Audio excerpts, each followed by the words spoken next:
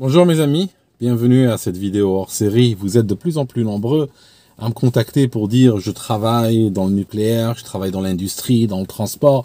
Rien à voir avec l'aviation souvent. Mais beaucoup de gens disent trouver dans ces vidéos d'aviation des leçons universelles leur permettant d'améliorer la sécurité sur leur lieu de travail et dans leurs procédures au jour le jour. Donc voilà, on va aujourd'hui parler d'une situation un peu particulière qui touche les travailleurs intérimaires ou les travailleurs temporaires.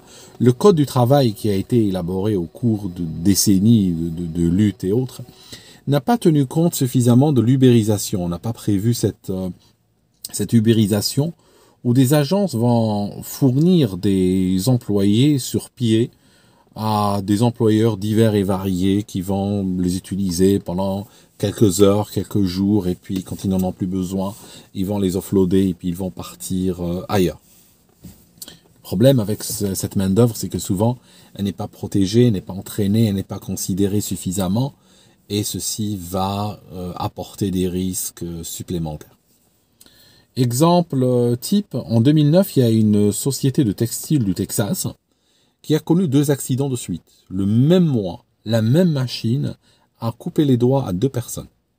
À 10 jours d'intervalle, 2 personnes ont perdu les doigts dans cette machine. Quand l'inspection du travail débarque et finit par sanctionner cette entreprise, les dirigeants ont crié à l'injustice. Ils ont dit « mais nous n'avons aucun employé, nous ». Le fait est que cette entreprise, effectivement, n'avait pas d'employés. Ça veut dire que pour eux, les gens qui travaillaient là n'étaient même pas des employés. En réalité, effectivement, ils étaient intégralement, dans leur globalité, ils étaient ramenés depuis des agences d'intérim. Quand quelqu'un passe à travers une agence d'intérim, en général, il n'a pas de relation directe avec l'employeur.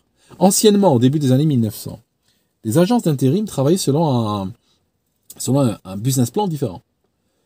L'employé qui cherchait un travail les payait, leur donnait une commission, en retour de quoi elle lui trouvait un employeur avec lequel il signait un contrat.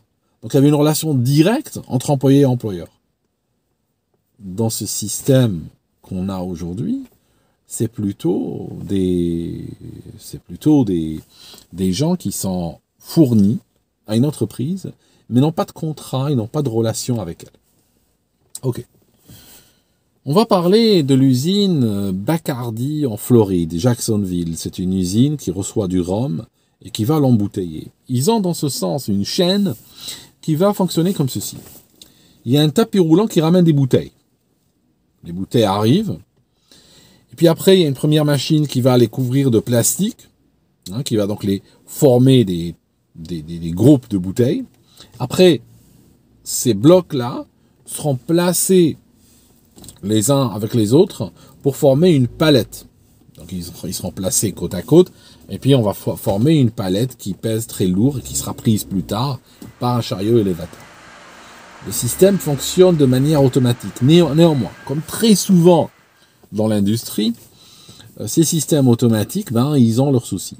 En particulier dans cette usine Bacardi, très souvent, des bouteilles tombaient et se cassaient. Alors quand des bouteilles se cassaient, elles pouvaient remplir de sucre tout le tapis roulant, ça pouvait salir les autres bouteilles, ça pouvait les bloquer. Et donc il fallait assez rapidement interrompre la prod, nettoyer et puis reprendre. Alors, souvent, dans ces situations-là, il faut envoyer quelqu'un pour nettoyer. Et ça arrive dans toutes les industries. J'avais lu le témoignage d'un jeune, 19 ans, qui travaillait dans un supermarché, son premier emploi.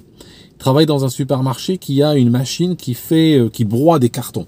Parce que quand ils déballent les produits qu'ils reçoivent, ils finissent avec des montagnes de cartons et il faut les broyer, les compacter pour pouvoir les jeter avec un minimum de frais, parce qu'on paye au volume. La machine s'arrête régulièrement, elle ne fonctionne plus, soudainement il y a quelque chose qui se déclenche et elle va s'arrêter. Et on envoyait le jeune de 19 ans à l'intérieur de la machine, dans les entrailles du broyeur, pour qu'il débloque ou comprenne ou touche à droite et à gauche pour essayer de relancer la machine, n'est-ce pas? Donc, on envoie de la même manière des gens à l'intérieur de fours, à l'intérieur de pétrins, à l'intérieur de toutes sortes d'équipements. Et puis, chaque année, il y a des morts. Alors, il y a des entreprises qui ont adopté un système qu'on appelle le système LOTO. L-O-T-O. Alors, c'est pas de la loterie, hein. C'est pas je rentre et je parie sur le fait que je vais sortir ou pas. C'est différent. C'est un système où la machine est arrêtée. Par la suite, on place un panneau qui indique qu'il y a quelqu'un dans la machine, il y a une maintenance en cours, ne pas démarrer. Ceci ne suffit pas, bien sûr. Ces panneaux, on va dire, ont une importance cosmétique, mais à eux seuls ne suffiront jamais pour garantir la sécurité quand une vie humaine est en jeu. Il y a un système de verrouillage qui est mis en place. C'est un système de verrouillage par clé. Ça peut prendre diverses formes. Ça peut être un panneau qu'on rabat et qu'on ferme avec une clé. Ça peut être une clé dans le système lui-même. Ça peut être une barre qu'on installe quelque part pour bloquer une machine et puis on la verrouille. Ça peut être une chaîne, ça peut être n'importe quoi, un cadenas, n'importe quoi. Après, la clé est mise dans une boîte. Il y a une boîte, la clé, elle est mise là-dedans. La boîte est fermée. Un superviseur vient et la ferme avec sa clé. Mais c'est pas suffisant.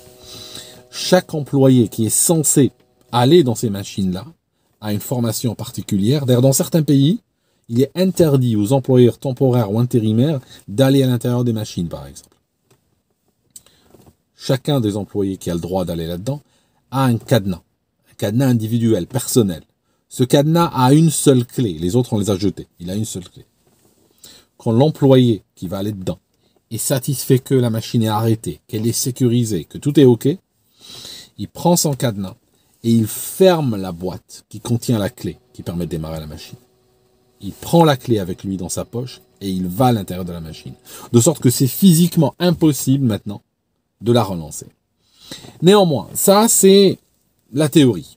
En pratique, comme par exemple dans cette usine Bacardi, très régulièrement, plusieurs fois par jour, ça durait depuis toujours, les bouteilles tombaient, se cassaient, et on arrêtait net la machine, et puis on envoyait vite quelqu'un nettoyer, et puis vite il ressortait. Vas-y, allez, vas-y, saute dedans. Le gars est dedans, c'est bon, t'as fini, sors, allez, on relance, et c'est parti. Si on doit passer, hein, c'est comme ça qu'ils voyaient les choses, si on doit passer à travers tout le protocole de sécurité, effectivement, chaque fois qu'on aura une panne, ou chaque fois qu'on aura ce problème, au lieu qu'il dure 5 minutes, il va peut-être durer une demi-heure. Et ça nous fera perdre plus de production au cours de la journée. Donc l'idée était que, voilà, on le fait à la va-vite. Donc ce jour-là, Monsieur Day Davis venait de commencer son travail, c'était son premier jour, il a été envoyé par une agence, c'est son premier jour dans l'usine Bacardi. Quand il est arrivé, on l'a mis dans une salle, il y avait une télévision, et puis il devait regarder un film de 15 minutes. C'était la formation de sécurité.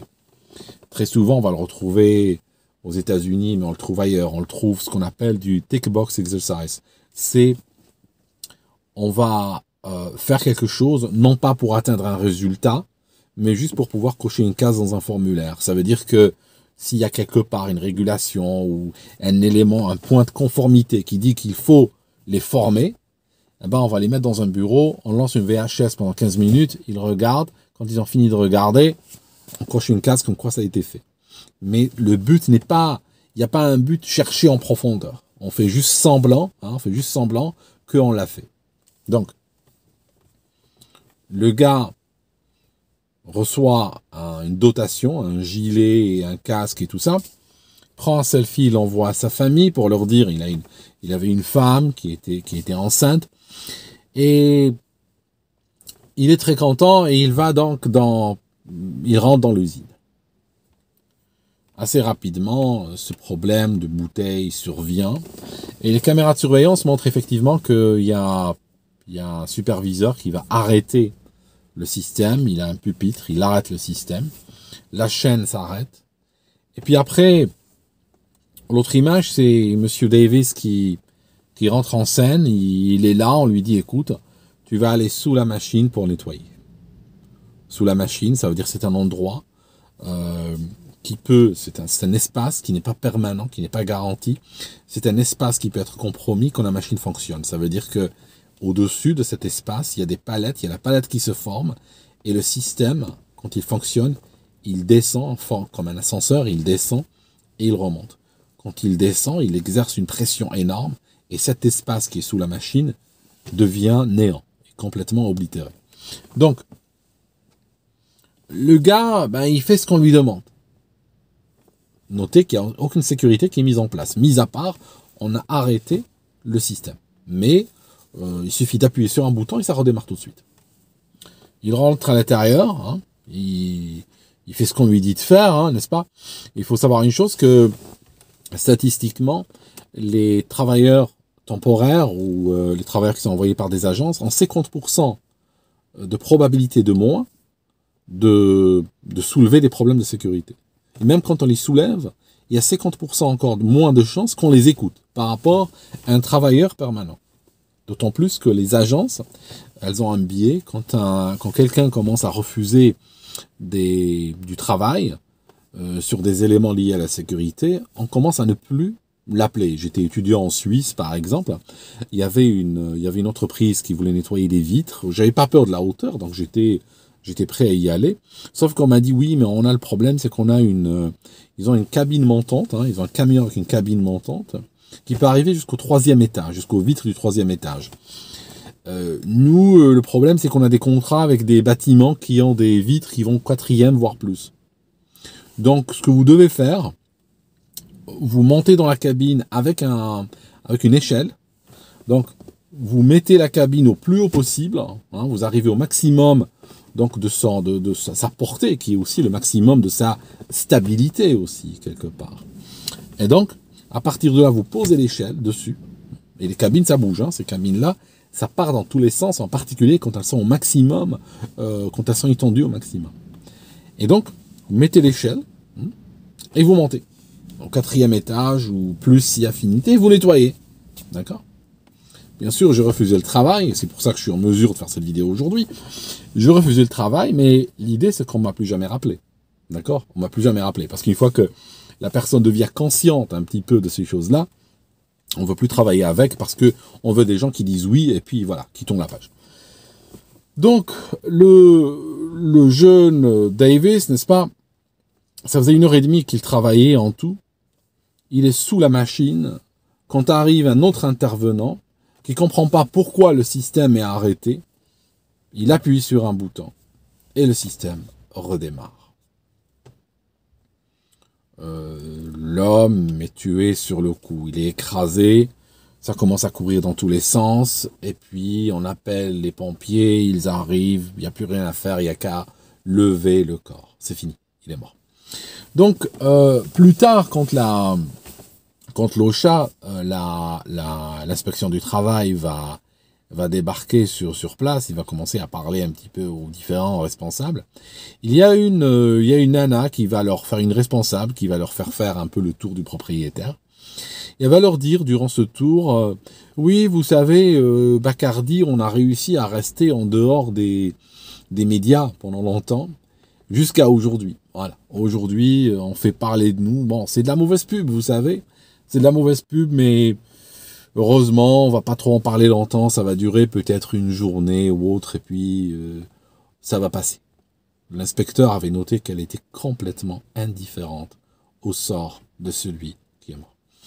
Donc, je dirais que aujourd'hui, il faut faire attention. Si on est employé, qu'on soit détaché, temporaire ou permanent, il faut réaliser que notre sécurité, c'est notre premier ressort. Parce que pour beaucoup d'employeurs, honnêtement, un bras arraché ou une mort ou autre, ce n'est que des mauvaises vibes, de la mauvaise pub dans les médias qui va de toute façon passer. Hein. C'est juste quelque chose, c'est embêtant, c'est ennuyeux, mais bon, la semaine prochaine, on oubliera, on parlera d'autre chose.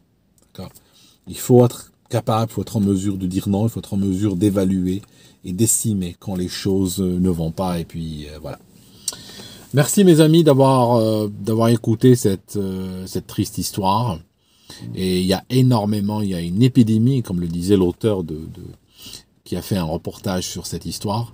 Il a dit il y a une épidémie d'employés qui meurent leur premier jour ou les premiers jours après avoir rejoint une entreprise, surtout quand ils sont temporaires. Merci d'avoir suivi cette vidéo jusque-là, et puis on se voit dans une autre. À bientôt.